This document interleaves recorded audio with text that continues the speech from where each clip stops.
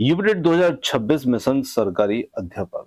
जी हाँ दोस्तों, आज हम देखने वाले हैं पर्यावरण का वो सबसे ज्यादा महत्वपूर्ण टॉपिक, शासन व्यवस्था, जिसमें आप पिछले 11 वर्षों का निचोड़ देखने वाले हैं 100 पीवाईक्यू क्वेश्चन के रूप में, जो कि यहाँ पर शामिल होंगे स्थानीय स्वशासन, ग्राम पंचायत, नगर पंचायत, जिला पंचायत, नगर पालिका, नगर निगम, जिला प्रशासन, प्रदेश की शासन व्यवस्था और व्यवस्थापिका, न्यायपालिका, कार्यपालिका और हमारे राष्ट्रीय पर्व, राष्ट्रीय प्रतीक, मतदान, राष्ट्रीय एकता, इन सभी टॉपिक से मिलकर के 100 पीवाई क्वेश्चन, जो कि वर्ष 2011 से 2022 तक का निचोड़ है, वो हमारे लिए काफी ज्यादा महत्वपूर्ण बनता है। कई क्वेश्चन जो देखेंगे कई बार रिपीट हुए हैं, तो ऐसे ही महत्वपूर्ण प्रश्नों का संगम लेकर हम आपके सामने हाजिर हैं। नमस्कार दोस्तों, स्वागत है आपका हमारे channel online study with DK में। और अब हम बिना देर किए वीडियो को करते हैं स्टार्ट। देखिए, सबसे फर्स्ट क्वेश्चन आता है, भारतीय संविधान के किस संशोधन के द्वारा पंचायती राज व्यवस्था को संवैधानिक दर्जा यहां पर दिया गया है? 71वां संविधान संशोधन, 72वां या 73वां या 74वां? बहुत ही महत्वपूर्ण प्रश्न है और इस प्रश्न का सही उत्तर बनता है, वो बनता है 73वां संशोधन जो है। इसमें पंचायती राज व्यवस्था को संवैधानिक दर्जा जो था वो यहां पर दिया गया था। तो ध्यान रखिएगा, 73वें संविधान संशोधन अधिनियम 1992 के द्वारा पंचायती राज व्यवस्था को संवैधानिक दर्जा यहां पर दिया गया और संविधान में भाग 9 तथा 11वीं अनुसूची भी जोड़ी गई। और ध्यान रखिएगा, 74वां संविधान संशोधन जो है ये यहाँ पर नगर पालिकाओं से संबंधित है, तो इसे भी आप ध्यान रखिएगा, 74वें को। चलिए अगले प्रश्न पर चलते हैं। अगला प्रश्न आता है, किसी राज्य के राज्यपाल की नियुक्ति के लिए कम से कम कितनी आयु होनी चाहिए? 45, 50, 30 या फिर 35? बहुत सरल सा प्रश्न है और यहाँ पर राज्यपाल की नियुक्ति के लिए कम से कम जो आयु होना चाहिए वो होना चाहिए 35 वर्ष। और यहाँ पर बात की जाए, वह राज्यपाल जो है भारत का नागरिक होना चाहिए, 35 वर्ष की आयु पूरी की होना चाहिए। और वही व्यक्ति राज्यपाल नियुक्त हो सकता है। राष्ट्रपति के लिए भी न्यूनतम आयु 35 वर्ष है, ये भी आपको ध्यान रखना है। आगे देखिए, नगर निगम के प्रमुख को क्या कहा जाता है? बहुत अच्छा प्रश्न है। नगर निगम के प्रमुख को क्या कहा जाता है? अध्यक्ष, सरपंच, महापौर या पार्षद?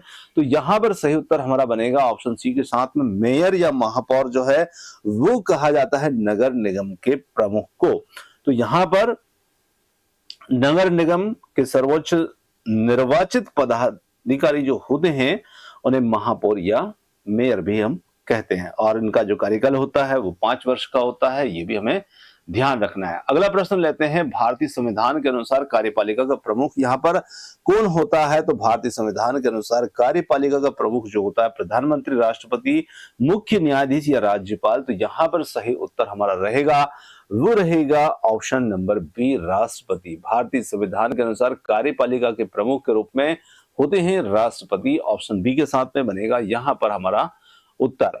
चलिए अगला प्रश्न हम लेते हैं और अगला प्रश्न आता है, भारत में मतदान की न्यूनतम आयु हम सभी जानते हैं 18 वर्ष जो होती है वो न्यूनतम आयु होती है। पर यह भी आपको ध्यान रखना है कि ये जो कौन से संशोधन में इसकी जो आयु है उसको 21 वर्ष से घटा करके 18 की गई थी। अब देखिए, ये तो हम सभी जानते हैं कि भारत में मतदान करने की न्यूनतम आयु कितनी है? 18 वर्ष, ये हम सभी जानते हैं।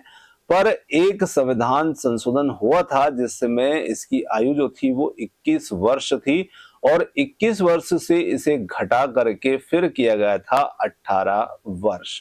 तो अब ये आप बता सकते हैं कमेंट्स में कि कौन से संशोधन में इसे 21 से घटा करके 18 वर्ष किया गया था। तो ये आपको ध्यान रखना है कि जो 61वें संशोधन था उसके अंतर्गत 61वें संशोधन में 61 वाला जो संशोधन था उसमें यहाँ पर इसे 21 से घटा करके 18 वर्ष किया गया था। ये प्रश्न यहाँ पर बनता है महत्वपूर्ण और इसलिए आपको ये प्रश्न यहाँ पर दिया गया है। ग्राम पंचायत का सदस्य बनने के लिए न्यूनतम आयु जो है वो कितनी होना चाहिए? तो ग्राम पंचायत का सदस्य बनने के लिए न्यूनतम आयु कितनी होना चाहिए? 18, 21, 25 या 30?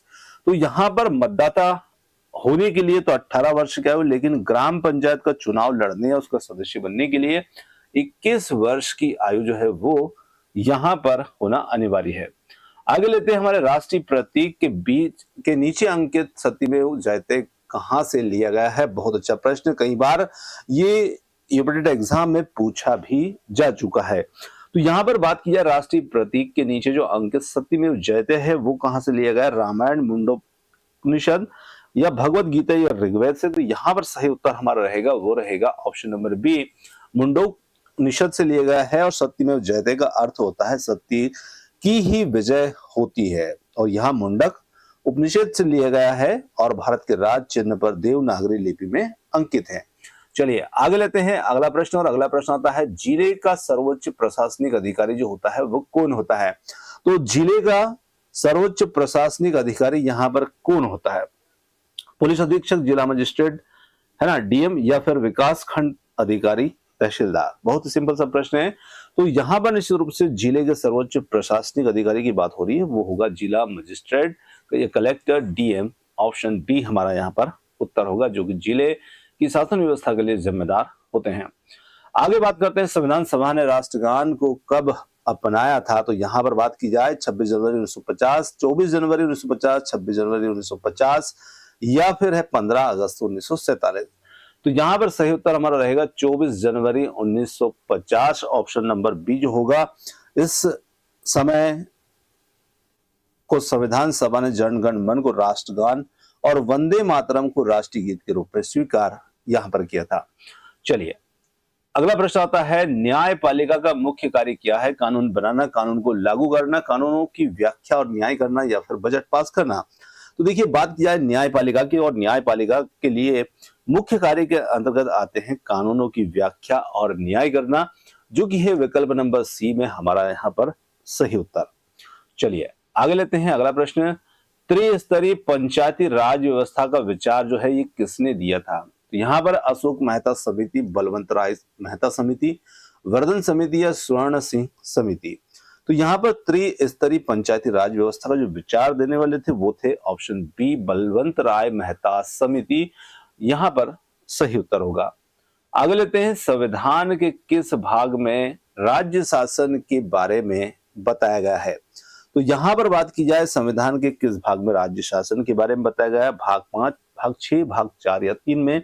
इनमें से सही उत्तर हमारा बनता है वो बनता है ऑप्शन नंबर बी, जो कि होगा भाग 6। जी हाँ, भाग 6 जो है राज्यों से संबंधित है, जिसमें राज्य की व्यवस्थापिका, कार्यपालिका और न्यायपालिका का विवरण इसमें दिया गया है।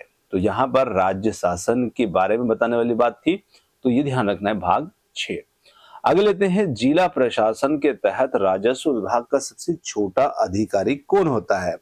तो देखिए राजस्व विभाग का सबसे छोटा अधिकारी तहसीलदार, नायब तहसीलदार, लेखपाल या कानूनगो?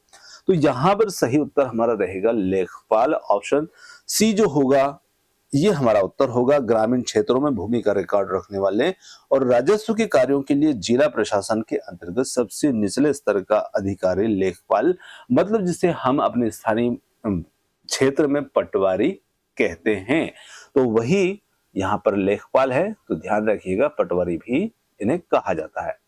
चलिए आगे लेते हैं अगला प्रश्न, राष्ट्रीय जल जीव किसे घोषित किया गया? समुद्री घोड़ा, घड़ियाल, गंगा डॉल्फिन, कछुआ? और बहुत अच्छा प्रश्न, कई बार ये प्रश्न पूछा गया है। गंगा डॉल्फिन जो होगा यहाँ पर राष्ट्रीय जलीय जीव होगा, जिसे राष्ट्रीय जलीय जीव घोषित किया गया है। आगे लेते हैं, राज्य विधानसभा के सत्र को बुलाने और समाप्त करने का अधिकार जो होता है वो किसके पास होता है? तो यहाँ पर मुख्यमंत्री, विधानसभा अध्यक्ष, राज्यपाल, मुख्य न्यायाधीश? इनमें से सही उत्तर की बात की जाए तो वो बन जाता है ऑप्शन नंबर सी, राज्यपाल। जी हाँ, संविधान के अनुच्छेद 174 के तहत राज्यपाल को विधानसभा का सत्र बुलाने, उसे स्थगित करने या भंग करने का अधिकार जो होता है वो प्राप्त होता है राज्यपाल को। आगे देखिए, ग्राम पंचायत का सदस्य बनने के लिए न्यूनतम आयु जो है वो कितनी होना चाहिए? प्रश्न 2 बार रिपीट हुआ है, यहाँ पर ध्यान रखिएगा। 21 वर्ष जो है वो उत्तर है, मतदान के लिए 18, पंचायत सदस्य बनने के लिए 21 वर्ष। भारतीय संविधान में राष्ट्रीय प्रतीक को कब अपनाया गया था? यहाँ पर ये प्रश्न भी देखिए 2 बार रिपीट हुआ है, क्योंकि ये 2 बार पूछा भी गया है। तो यहाँ पर बात की जाए तो ये भारतीय संविधान में राष्ट्रीय प्रतीक को कब अपनाया गया था? तो यहां पर राष्ट्रीय प्रतीक को अपनाने की बात हो रही है, तो यहां पर बात की जाए कि 26 जनवरी 1950 को यहाँ पर अपनाया गया था। जी हाँ, सारनाथ में स्थित अशोक स्तंभ के सिंह शीर्ष को भारत सरकार के द्वारा 26 जनवरी 1950 को राष्ट्रीय प्रतीक के रूप में आधिकारिक तौर पर अपनाया गया था। तो यहाँ पर राष्ट्रीय प्रतीक की बात इसमें की गई है। आगे देखिए, नगर पालिका परिषद का गठन कितनी जनसंख्या वाले क्षेत्रों के लिए किया जाता है? नगर पालिका परिषद का गठन जो होता है वो किया जाता है 1 लाख से कम, 20,000 से 1 लाख के बीच, 1 से 5 लाख या 10 लाख से ऊपर। तो यहां पर बात की जाए ऑप्शन नंबर सी की 1 लाख से 5 लाख के बीच पर। जी हाँ, शहरी स्वशासन में सबसे छोटा स्तर नगर पंचायत जो होता है मध्यम संक्रमणशील क्षेत्र होता है, और मध्यम स्तर नगर पालिका परिषद जो होता है 1 लाख से 5 लाख, और बड़ा स्तर जो होता है वो होता है नगर निगम जो कि 5 लाख से अधिक हो सकता है। तो ऑप्शन सी बनेगा यहाँ पर उत्तर। आगे देखिए, संसद के अंगों में कौन शामिल नहीं है? राष्ट्रपति, लोकसभा, राज्यसभा या उपराज्यपाल? तो यहाँ पर सही उत्तर हमारा बनेगा ऑप्शन डी, उपराज्यपाल। जी हाँ, भारतीय संविधान के अनुच्छेद 79 के अनुसार संसद के 3 अंग से मिलकर बनती है, जिसमें राष्ट्रपति, राज्यसभा मतलब जो उच्च सदन होता है, और लोकसभा जो कि निम्न सदन होता है। तो यहाँ पर डी विकल्प हमारा उत्तर होगा। हमारे राष्ट्रीय कैलेंडर में शक संवत का प्रथम मास जो होता है वो कौन सा होता है? तो यहाँ पर बात की जाए राष्ट्रीय कैलेंडर शक संवत की और उसके प्रथम मास की बात की जाए तो वो होता है यहाँ पर ऑप्शन ए के अनुसार चैत्र माह, ऑप्शन ए। जिला पंचायत का सचिव जो होता है वो कौन होता है? तो जिला पंचायत का सचिव को यहाँ पर बात की जाए तो वो होता है ग्राम विकास अधिकारी, खंड विकास अधिकारी, मुख्य विकास अधिकारी या जिला अधिकारी। तो यहां पर बात की जाए तो जिला पंचायत के सचिव की बात हो रही है, तो यहां पर मुख्य विकास अधिकारी या पंचायती राज अधिकारी, ऑप्शन सी जो होगा वो यहां पर उत्तर होगा, जिन्हें सीडीओ के नाम से भी जानते हैं। तो यहां पर सी विकल्प इसमें हमारा उत्तर होगा। आगे देखिए, भारतीय संविधान के किस अनुच्छेद में कार्यपालिका से न्यायपालिका के पृथक्करण का हमें उल्लेख मिलता है? अनुच्छेद 45, अनुच्छेद 48 या अनुच्छेद 50 या फिर अनुच्छेद 51? तो यहाँ पर सही उत्तर की बात की जाए तो वो बन जाता है अनुच्छेद 50, ऑप्शन सी के साथ में, जिसमें कार्यपालिका से न्यायपालिका के पृथक्करण का उल्लेख जो है वो हमें मिलता है। और ये राज्य के नीति निर्देशक तत्वों के अंतर्गत अनुच्छेद 50 जो होता है ये सुनिश्चित करता है कि राज्य की लोक सेवाओं में न्यायपालिका और कार्यपालिका से स्वतंत्र रहे। आगे लेते हैं अगला प्रश्न, और अगला प्रश्न आता है, भारत के राष्ट्रीय ध्वज को संविधान के द्वारा कब अपनाया गया था? तो यहाँ पर बात की जाए राष्ट्रीय ध्वज की से अपनाने की, तो यहाँ पर 22 जुलाई 1947, 15 अगस्त 1947, 26 जनवरी 1950 या 24 जनवरी 1950? तो यहाँ पर 22 जुलाई 1947, जी हाँ, ऑप्शन ए होगा यहाँ पर उत्तर। और भारत की आजादी से कुछ दिन पहले 22 जुलाई 1947 को पिंगली वेंकैया द्वारा डिजाइन किए गए तिरंगे को राष्ट्रीय ध्वज के रूप में यहाँ पर स्वीकार किया गया था। आगे देखिए, किस राज्य में नगर पंचायत का गठन कहाँ किया जाता है? बड़े महानगरों में, ग्रामीण क्षेत्र से शहरी क्षेत्र में परिवर्तित हो रहे क्षेत्र में, या फिर केवल औद्योगिक क्षेत्र या पहाड़ी क्षेत्रों में? तो देखिए, किसी राज्य में नगर पंचायत का गठन जो होता है वो कहाँ किया जाता है? जहां पर ग्रामीण क्षेत्र से शहरी क्षेत्र में परिवर्तन हो रहा है, ऐसे क्षेत्रों में यहाँ पर किया जाता है नगर पंचायत का गठन। ऑप्शन बी जो होगा वो यहाँ पर हमारा उत्तर होगा। ग्राम पंचायत जो होता है वो एक ग्रामीण क्षेत्र की शासन व्यवस्था होती है, और नगर पंचायत जो होती है शहरी स्वशासन की सबसे छोटी इकाई होती है, और इसे ऐसे क्षेत्र में बनाते हैं जो गांव शहरों में परिवर्तित हो रहे हैं। आगे देखिए, राज्यपाल अपना त्याग पत्र जो है किसे संबोधित करता है? तो यहाँ पर राज्य के मुख्यमंत्री, प्रधानमंत्री, भारत के राष्ट्रपति या उच्च न्यायालय के मुख्य न्यायाधीश को? तो यहाँ पर बन जाता है उत्तर ऑप्शन सी के रूप में, भारत के राष्ट्रपति को। जी हाँ, राज्यपाल अपना त्याग पत्र जो है वो संबोधित करते हैं भारत के राष्ट्रपति को। आगे लेते हैं अगला प्रश्न, और अगला प्रश्न जो कि है, भारतीय संविधान में मूल कर्तव्यों को किस समिति की सिफारिश पर जोड़ा गया था? तो यहाँ पर बात की जाए भारतीय संविधान में मूल कर्तव्यों को कौन सी समिति की सिफारिश पर जोड़ा गया? वर्मा समिति, सरकारिया आयोग, स्वर्ण सिंह समिति, कोठारी आयोग। तो यहाँ पर उत्तर बन जाता है स्वर्ण सिंह समिति, ऑप्शन सी। 42वें संविधान संशोधन के द्वारा स्वर्ण सिंह समिति की सिफारिश पर संविधान के भाग 4 का में 10 मूल कर्तव्य जो थे वो जोड़े गए हैं। वर्तमान में इनकी संख्या 11 है। उत्तर प्रदेश में स्थानीय स्वशासन की पद्धति जो है वो कैसी है? एक स्तरीय, द्विस्तरीय, त्रिस्तरीय, 4 स्तरीय। तो उत्तर प्रदेश में स्थानीय स्वशासन की जो पद्धति है वो यहाँ पर है ऑप्शन नंबर सी के साथ में त्रिस्तरीय। जी हाँ, तीसरा विकल्प यहाँ पर बनेगा उत्तर प्रदेश में बलवंत राय मेहता समिति की सिफारिश के अनुसार त्रिस्तरीय पंचायती राज व्यवस्था, ग्राम पंचायत, क्षेत्र पंचायत और जिला पंचायत लागू यहाँ पर है। आगे बात करते हैं विधानसभा के अध्यक्ष का चुनाव कौन करता है? राज्यपाल, मुख्यमंत्री, विधानसभा के सदस्य या फिर प्रदेश की जनता? तो यहाँ पर विधानसभा के जो सदस्य होते हैं ऑप्शन सी के साथ में यहाँ पर करते हैं ये। आगे लेते हैं राष्ट्रीय एकता के लिए प्रतिवर्ष कौमी एकता सप्ताह कब मनाया जाता है? तो राष्ट्रीय एकता के लिए प्रतिवर्ष कौमी एकता सप्ताह मनाया जाता है 2 से 8 अक्टूबर, 14 से 20 नवंबर, 19 से 25 नवंबर, 25 या फिर 1 दिसंबर से 7 दिसंबर। तो यहाँ पर सही उत्तर बन जाता है ऑप्शन सी के साथ में 19 नवंबर से 25 नवंबर। जिला प्रशासन में कानून और व्यवस्था बनाए रखने की मुख्य जिम्मेदारी किसकी होती है? तो जिला प्रशासन में कानून और व्यवस्था को बनाए रखने की मुख्य जिम्मेदारी जेलर, खंड विकास अधिकारी, जिला मजिस्ट्रेट या कानून को? तो यहाँ पर ऑप्शन सी के साथ में जिला मजिस्ट्रेट या जिला अधिकारी जो होते हैं जिला प्रशासन इन्हीं के अंडर में आता है और यहाँ पर कानून और व्यवस्था बनाए रखने की मुख्य जिम्मेदारी इन्हीं की होती है। भारतीय संविधान की प्रस्तावना में धर्मनिरपेक्ष और समाजवादी शब्द जो है ये कब जोड़े गए? तो यहाँ पर बात की जाए 40वें संशोधन के द्वारा या फिर है 42वें संशोधन के द्वारा, 44वें या 73वें।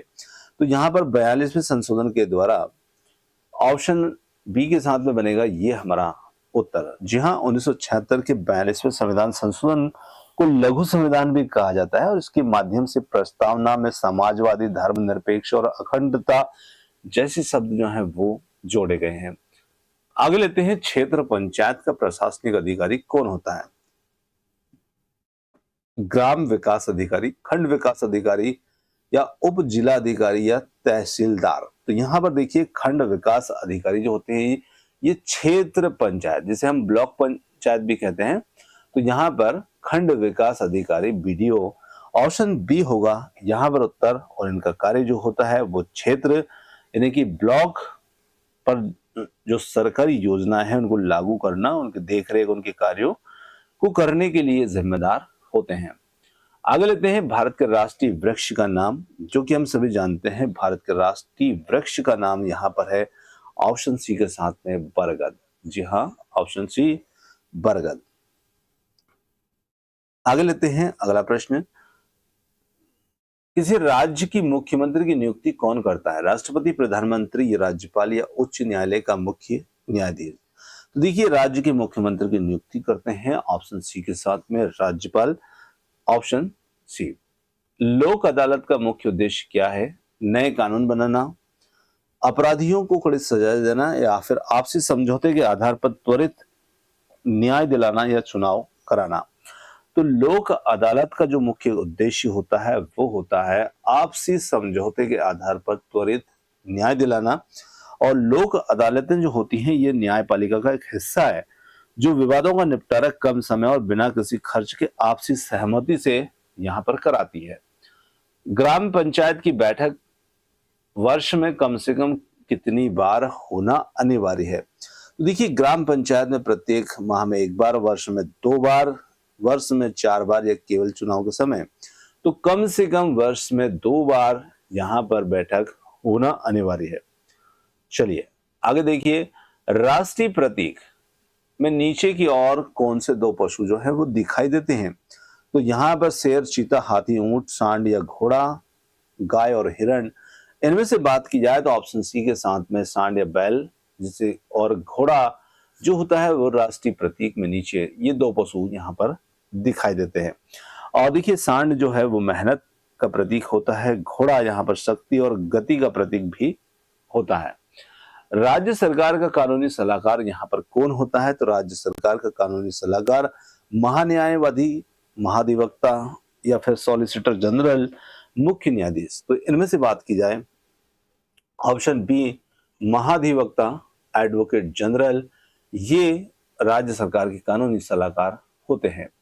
राष्ट्रीय एकता दिवस को किस तिथि को मनाया जाता है? तो यहाँ पर बात की जाए, राष्ट्रीय एकता दिवस की तिथि वो है ऑप्शन सी 31 अक्टूबर। जी हाँ, सरदार वल्लभ भाई पटेल की ये जयंती है 31 अक्टूबर, और इसी दिन प्रति वर्ष हम राष्ट्रीय एकता दिवस के रूप में से मनाते हैं। तो ऑप्शन सी हमारा यहाँ पर उत्तर है। नगर पालिका के सदस्य का कार्यकाल जो होता है वो कितने वर्षों का होता है?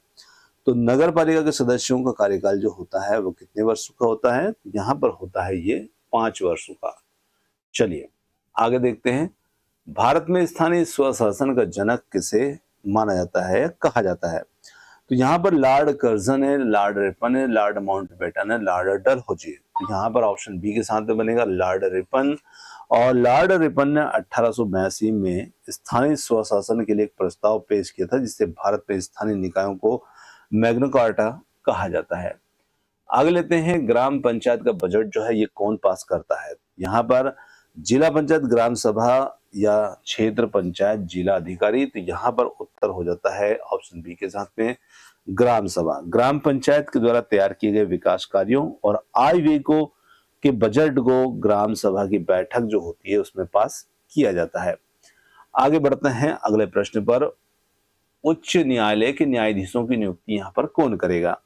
तो उच्च न्यायालय के न्यायाधीशों की नियुक्ति जो होती है वो राष्ट्रपति के द्वारा की जाती है। तो ऑप्शन सी के साथ में यहाँ पर बनेगा हमारा उत्तर। चलिए आगे लेते हैं अगला प्रश्न। राष्ट्रीय ध्वज में हरा रंग किसका प्रतीक होता है? तो निश्चित रूप से हम देखते हैं कि हमारा राष्ट्रीय ध्वज होता है, 3 रंग उसमें यहाँ पर देखने को मिलते हैं, है ना। केसरिया रंग होता है, सफेद होता है, हरा होता है। अब तीनों रंग का प्रतीक है वो आपको ध्यान रखना है। केसरिया रंग जो होता है वो साहस का प्रतीक होता है, सफेद रंग शांति का, हरा रंग देश की हरियाली, उर्वरता, समृद्धि का प्रतीक होता है। तो यहाँ पर हरे रंग के ऊपर प्रश्न पूछा गया है, समृद्धि और मिट्टी से जुड़ाव का प्रतीक यहाँ पर रहेगा। जिला प्रशासन में पुलिस विभाग का सबसे बड़ा अधिकारी यहाँ पर कौन होता है? आरक्षी, पुलिस अधीक्षक, उप निरीक्षक या क्षेत्र अधिकारी। तो देखिए पुलिस प्रशासन की बात हो रही है और पुलिस प्रशासन में जिला प्रशासन में सबसे बड़े अधिकारी के रूप में होते हैं पुलिस अधीक्षक, एसपी। ऑप्शन बी के साथ में यहाँ पर होगा उत्तर। आगे लेते हैं, पंचायती राज व्यवस्था में न्याय पंचायत का मुख्य कार्य क्या है? तो यहाँ पर बात की जाए पंचायती राज व्यवस्था में न्याय पंचायत के मुख्य कार्य की बड़े अपराधियों को जेल भेजना, गांव के छोटे मोटे विवादों का निपटारा करना, गांव की सड़कों का निर्माण करना, स्कूलों का संचालन करना। तो ऑप्शन बी के साथ में होगा गांव के छोटे मोटे विवादों का निपटारा करना। ये पंचायती राज व्यवस्था में न्याय पंचायत का मुख्य कार्य होता है। राष्ट्रीय गान को संविधान सभा के द्वारा कब स्वीकार किया गया था? यहाँ पर बात की जाए राष्ट्रीय गान को संविधान सभा के द्वारा स्वीकार करने की 24 जनवरी 1950 को यहाँ पर स्वीकार किया गया था। आगे लेते हैं, नगर निगम का गठन कितनी जनसंख्या वाले शहरों में किया जाता है? यहाँ पर बात की जाए नगर निगम की, तो नगर निगम का जो गठन होता है वो 5 लाख से अधिक, इसके ऊपर हम पहले भी बात कर चुके थे इस प्रश्न पर, है ना। यहाँ पर 5 लाख से अधिक। अदालत में सरकारी पक्ष की ओर से पैरवी करने वाले वकील को हम क्या कहते हैं? तो देखिए अदालत में सरकारी पक्ष की ओर से पैरवी करने वाले वकील को क्या कहते हैं? निजी अधिवक्ता, लोक अभियोजक, मुख्य न्यायाधीश या पेशकर। तो यहाँ पर लोक अभियोजक, पब्लिक प्रोसिक्यूटर, यहाँ पर इन्हें कहा जाता है। ऑप्शन बी हमारा उत्तर होगा। एकता और अखंडता को बनाए रखने के लिए भारतीय संविधान में कौन सी नागरिकता का यहाँ पर प्रावधान है? तो देखिए एकता और अखंडता को बनाए रखने के लिए भारतीय संविधान में नागरिकता के प्रावधान की बात की जाए तो वो होती है दोहरी नागरिकता, एकल नागरिकता, बहु नागरिकता, राज्यवार नागरिकता। तो एकल नागरिकता, ऑप्शन सी। भारत में पंचायती राज दिवस प्रतिवर्ष जो है वो किस तिथि को मनाया जाता है? तो यहाँ पर बात की जाए भारत में पंचायती राज दिवस जो है प्रतिवर्ष कौन सी तिथि को मनाया जाता है? 26 जनवरी, 15 अगस्त, 24 अप्रैल, 2 अक्टूबर। इनमें से 24 अप्रैल को हम मनाते हैं यहाँ पर पंचायती राज दिवस, और इसे जब 73वां संविधान संशोधन जो था, यह अधिनियम लागू हुआ था और इसीलिए 2010 से प्रति वर्ष इस दिन राष्ट्रीय पंचायती राज दिवस के रूप में इसे मनाया जाता है। आगे लेते हैं अगला प्रश्न, कौन सा जिला स्तर पर उपभोक्ता विवादों का निपटारा करने वाली संस्था को हम यहाँ पर क्या कहते हैं? तो जिला स्तर पर उपभोक्ता विवादों का निपटारा करने वाले संस्था को हम कहते हैं जिला उपभोक्ता फोरम। जी हाँ, ऑप्शन बी होगा हमारा उत्तर। और यह उपभोक्ता के अधिकारों की रक्षा और उनके विवादों के त्वरित समाधान के लिए प्रत्येक जिले में जिला उपभोक्ता संरक्षण फोरम होता है। राष्ट्रीय ध्वज में चक्र का रंग जो होता है कैसा होता है, हम सभी जानते हैं। तो यहाँ पर कुछ समुद्री नीला रंग, नेवी ब्लू कलर का यहाँ पर ये हमें देखने को मिलता है। और 24 तीलियां होती हैं जो दिन के 24 घंटों का प्रतीक होती है। उत्तर प्रदेश में नगर निगम का सर्वोच्च अधिकारी यहाँ पर कौन होगा? तो बात की जाए नगर निगम के सर्वोच्च अधिकारी की, तो यहाँ पर मेयर, नगर आयुक्त, जिला अधिकारी या सभासद। तो यहाँ पर उत्तर हो जाता है नगर आयुक्त। ऑप्शन बी के साथ में हमारा उत्तर होगा। भारतीय संविधान के अनुसार शक्ति का जो केंद्र है वो कौन है? संसद, राष्ट्रपति, भारत की जनता या सर्वोच्च न्यायालय? यहाँ पर शक्ति का जो केंद्र है वो है भारत की जनता। ऑप्शन सी के साथ में होगा उत्तर। क्षेत्र पंचायत के निर्वाचित सदस्यों को क्या कहा जाता है? तो क्षेत्र पंचायत के निर्वाचित सदस्यों को हम यहाँ पर ग्राम प्रधान, बीडीसी, जिला पंचायत सदस्य या फिर पार्षद, तो इन्हें हम कहते हैं बीडीसी मेंबर, क्षेत्र पंचायत के निर्वाचित सदस्यों को।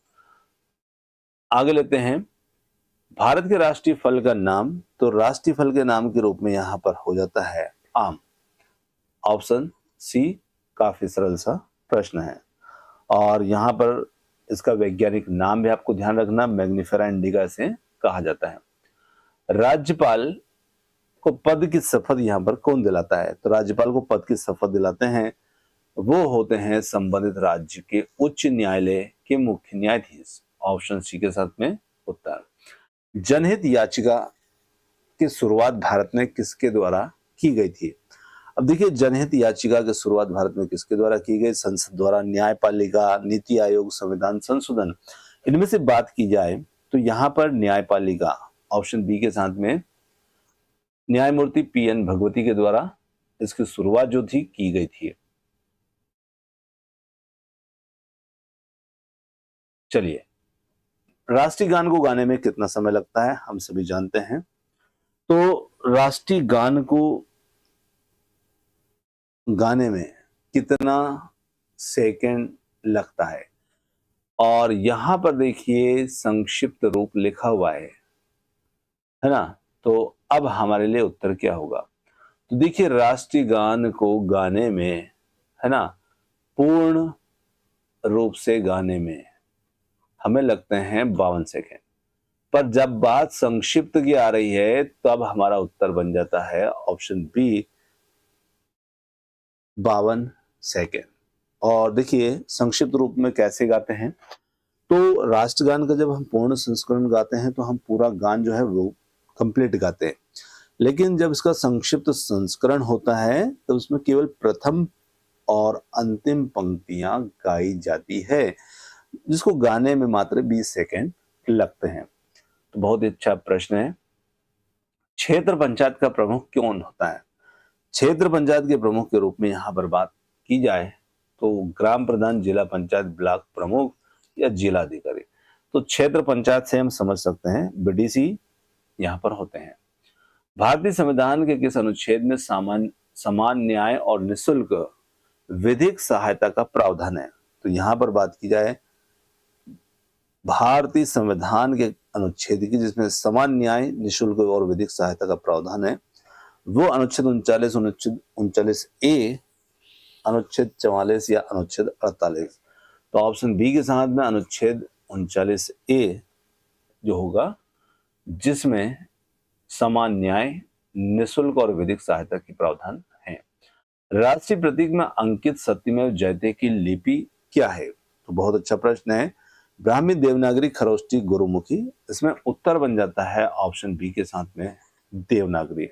अशोक स्तंभ के नीचे सत्यमेव जयते देवनागरी लिपि में लिखा गया है और मुंडोपनिषद से ये लिया गया है। चलिए आगे लेते हैं अगला प्रश्न। उत्तर प्रदेश में नगर निगम के पार्षद का चुनाव कौन करता है? मेयर, राज्यपाल, नगर के वयस्क मतदाता, मुख्यमंत्री। तो यहाँ पर नगर के जो वयस्क मतदाता होते हैं वही करते हैं इनका चुनाव। भारतीय संविधान की व्याख्या करने वाला अंतिम प्राधिकारी कौन है? यहाँ पर बात की जाए भारतीय संविधान की व्याख्या करने वाले अंतिम प्राधिकारी के रूप में राष्ट्रपति, संसद, अटॉर्नी जनरल, सर्वोच्च न्यायालय। तो ऑप्शन बी यहाँ पर सर्वोच्च न्यायालय, सुप्रीम कोर्ट। आगे है राष्ट्रीय एकता दिवस 31 अक्टूबर को किसकी याद में मनाया जाता है? और जिसके ऊपर हमने पहले भी प्रश्न की थी, बहुत अच्छा प्रश्न था, सरदार वल्लभ भाई पटेल। ध्यान रखिएगा जब भी राष्ट्रीय एकता की बात की जाएगी इन्हें जरूर याद होगा, इनसे संबंधित प्रश्न जरूर बनेगा, क्योंकि इन्होंने देश को एकता में बांधने का कार्य भी किया था, है ना। इनके ऊपर अब छोटी सी बात भी करते हैं। जो सरदार वल्लभ भाई पटेल थे, इन्होंने देश की 560 से अधिक रियासतों का विलय भारत में करवाया था, उन्हें एक सूत्र में पिरोया था। इसीलिए हम उनके जन्म दिवस को राष्ट्रीय एकता के रूप में मनाते हैं, नेशनल यूनिटी डे के रूप में मनाते हैं। ऑप्शन बी उत्तर है। जिला प्रशासन विकास कार्यों का मुख्य अधिकारी कौन होता है? तो जिला प्रशासन के ऊपर हम पहले बात कर चुके हैं। तो यहाँ पर जिला प्रशासन के विकास कार्यों की बात हो रही है और विकास कार्यों के लिए यहाँ पर मुख्य विकास अधिकारी जो होंगे सीडीओ। ऑप्शन बी के साथ में यहाँ पर उत्तर होगा। आगे है राष्ट्रीय पुष्प कमल का वैज्ञानिक नाम क्या है? जो भी हमारे राष्ट्रीय फल हैं, पेड़ हैं, वृक्ष हैं, इनके आप वैज्ञानिक नाम को जरूर ध्यान रखिएगा। तो यहाँ पर राष्ट्रीय पुष्प कमल का वैज्ञानिक नाम जो है वो होगा नेलम्बो न्यूसीफेरा। यहाँ ऑप्शन बी नेलम्बो न्यूसीफेरा।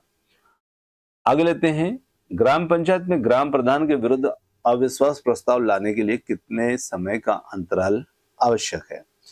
तो यहाँ पर ग्राम पंचायत में ग्राम प्रधान के विरुद्ध अविश्वास प्रस्ताव लाने के लिए कितने समय का अंतराल आवश्यक है? तो वो है कार्यकाल के 2 वर्ष के बाद। जी हाँ, ऑप्शन सी कार्यकाल के 2 वर्ष के बाद। मतदान की आयु 21 वर्ष से घटाकर 18 वर्ष के संविधान संशोधन में की गई थी और इसके ऊपर हमने बहुत पहले बात की थी स्टार्टिंग में, 61वां संविधान संशोधन, जिसमें 21 वर्ष से घटाकर 18 वर्ष की गई थी। ग्राम पंचायत के आय के प्रमुख स्रोत की बात की जाए तो वो यहाँ पर क्या होगा? तो ग्राम पंचायत के आय के प्रमुख स्रोत के रूप में स्थानीय मेले, बाजारों पर कर जो लगता है वो यहाँ पर इनकी आय का स्रोत होते हैं। संविधान के किस अनुच्छेद में राज्य की परिभाषा दी गई है? तो यहाँ पर बात की जाए अनुच्छेद 12, अनुच्छेद 36 या फिर उपयुक्त दोनों या अनुच्छेद 51। जी हाँ, ऑप्शन सी के रूप में उपयुक्त दोनों ए और बी यहाँ पर हमारा उत्तर होगा। अनुच्छेद 12 जो है मौलिक अधिकार और अनुच्छेद 36 जो है नीति निर्देशक तत्व, दोनों ही शासन व्यवस्था के संदर्भ में राज्य शब्द को परिभाषित करते हैं, जिसमें सरकार, संसद और स्थानीय निकाय शामिल होते हैं। आगे लेते हैं, राष्ट्रीय प्रतीक में अंक सत्यमेव जयते का अर्थ तो सत्य की ही जीत होती है, जिसके ऊपर हम पहले भी बात कर चुके हैं, जो कि ऑप्शन ए होगा।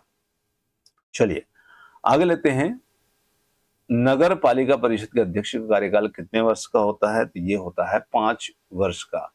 जिला न्यायालय के न्यायाधीशों की नियुक्ति कौन करता है? तो जिला न्यायालय के न्यायाधीशों की नियुक्ति जो होती है वो की जाती है राज्य के राज्यपाल के द्वारा और ऑप्शन सी बनेगा यहाँ पर उत्तर।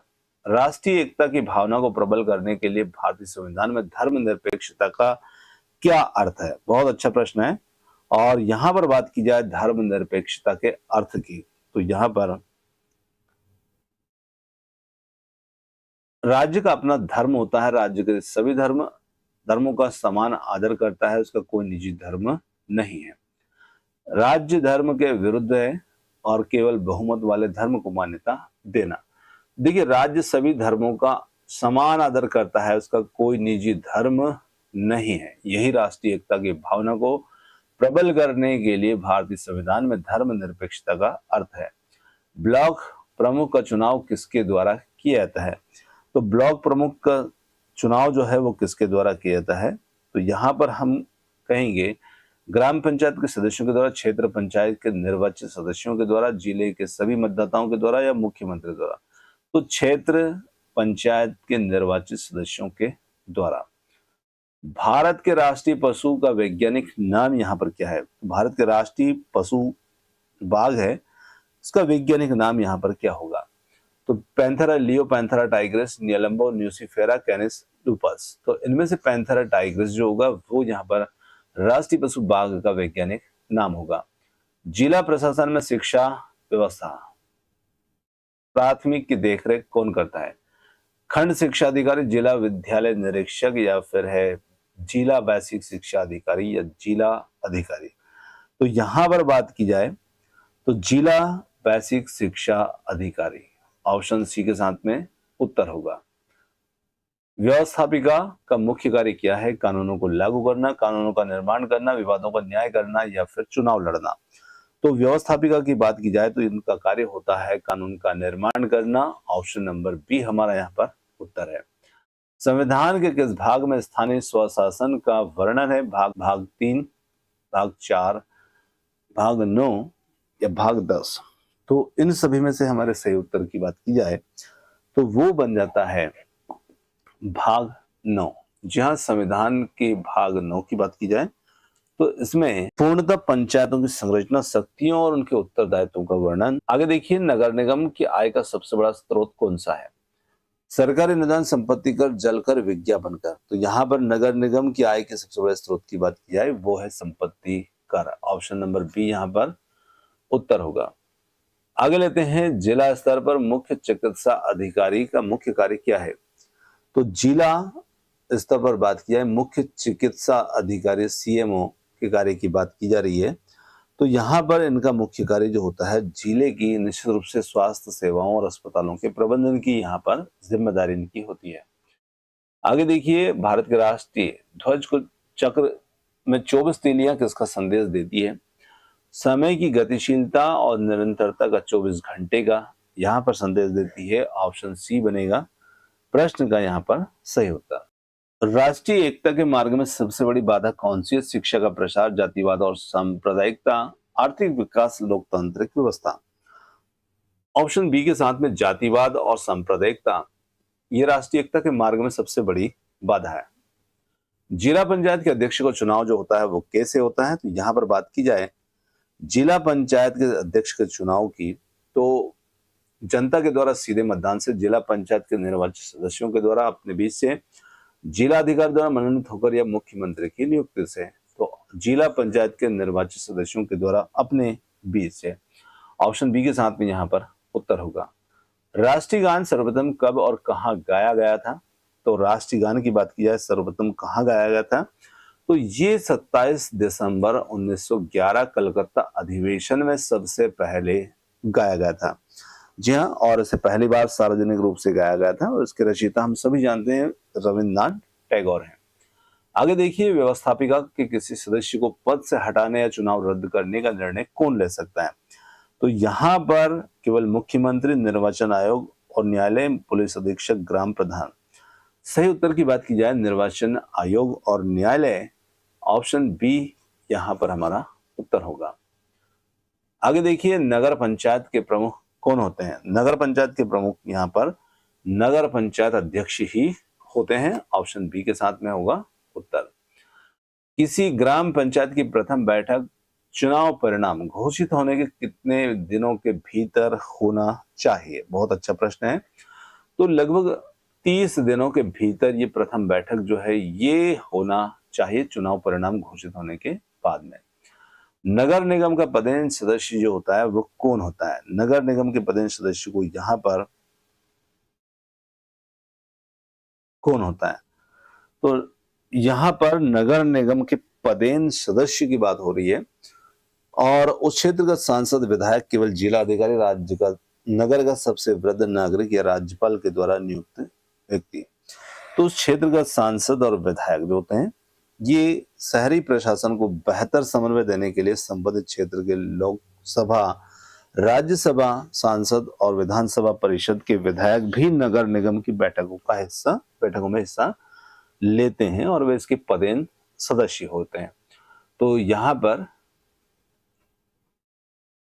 ऑप्शन ए हमारा इसमें उत्तर होगा। आगे देखिए, भारतीय संविधान के अनुसार न्यायपालिका का संरक्षक कौन होता है। अब यहाँ पर न्यायपालिका के संरक्षक की बात की जाए तो भारत का जो सर्वोच्च न्यायालय होता है, ये न्यायपालिका का संरक्षक होता है। ऑप्शन सी हमारा इसमें उत्तर है। भारतीय राष्ट्रीय ध्वज के मध्य में स्थित चक्र किसका प्रतीक है। प्रगति और न्याय का। जी हाँ, ऑप्शन बी होगा यहां पर उत्तर। आगे लेते हैं, जिला प्रशासन में राजस्व वसूली का सर्वोच्च अधिकारी कौन होता है। तो देखिए, सर्वोच्च की बात की जाए तो तहसीलदार, जिला अधिकारी, कानून को लेखपाल। तो जिला अधिकारी जो होते हैं ये जिला प्रशासन में राजस्व वसूली का सर्वोच्च अधिकारी होते हैं। उत्तर प्रदेश में पंचायत चुनाव लड़ने के लिए न्यूनतम शैक्षिक योग्यता क्या है। तो यहाँ पर बात की जाए उत्तर प्रदेश में चुनाव लड़ने के लिए न्यूनतम शैक्षिक योग्यता, तो देखिए पंचायत चुनाव लड़ने के लिए कोई भी अनिवार्य शैक्षिक योग्यता नहीं है। चलिए, राष्ट्रीय एकता को सुदृढ़ करने के लिए संविधान में वर्णित मौलिक अधिकार किस देश से प्रेरित हैं। तो यहाँ पर राष्ट्रीय एकता को सुदृढ़ करने के लिए संविधान में जो वर्णित मौलिक अधिकार है वो यहाँ पर अमेरिका, यूएसए से प्रेरित हैं। ऑप्शन बी के साथ में यहाँ पर हमारा उत्तर है। कार्यपालिका का मुख्य उत्तरदायित्व क्या है। नए कानून बनाना, संसद द्वारा बनाए गए कानूनों को लागू करना, मुकदमों का फैसला करना, संविधान में संशोधन करना। तो यहाँ पर संसद के द्वारा बनाए गए कानूनों को लागू करना, यही कार्यपालिका का मुख्य उत्तरदायित्व रहेगा। Option B. राष्ट्रीय प्रतीक के नीचे लिखे सत्यमेव जयते को शब्द को किस महापुरुष ने लोकप्रिय बनाया। जी हाँ, बहुत अच्छा प्रश्न है। तो यहाँ पर महात्मा गांधी, पंडित मदन मोहन मालवीय, बाल गंगाधर तिलक, सुभाष चंद्र बोस। तो यहाँ पर पंडित मदन मोहन मालवीय। जी हाँ, ऑप्शन बी होगा यहाँ पर हमारा उत्तर। और स्वतंत्रता संग्राम के समय मदन मोहन मालवीय ने इसे अत्यधिक लोकप्रिय बनाया और बाद में इसे राष्ट्रीय आदर्श वाक्य के रूप में अपनाया गया। जिला प्रशासन के तहत तहसील का प्रशासनिक प्रमुख कौन होता है। जिला अधिकारी, उप जिला अधिकारी, तहसीलदार या खंड विकास अधिकारी। देखिए, जिला प्रशासन के तहत तहसील के प्रशासनिक अधिकारी की बात की जा रही है, तो उप जिला अधिकारी जो होते हैं, ऑप्शन बी यहां पर हमारा उत्तर होगा। चलिए दोस्तों, ये थे आज के हमारे 100 PYQ और क्वेश्चन जो है वो आपको कैसे लगे कमेंट्स करके जरूर बताइएगा। यदि वीडियो पसंद आया हो तो वीडियो को लाइक, शेयर, चैनल को सब्सक्राइब करना मत भूलिएगा। आपने वीडियो पर काफी समय दिया, उसके लिए बहुत बहुत धन्यवाद। Thanks for watching. मिलते हैं जल्दी ही एक और नए वीडियो के साथ। धन्यवाद।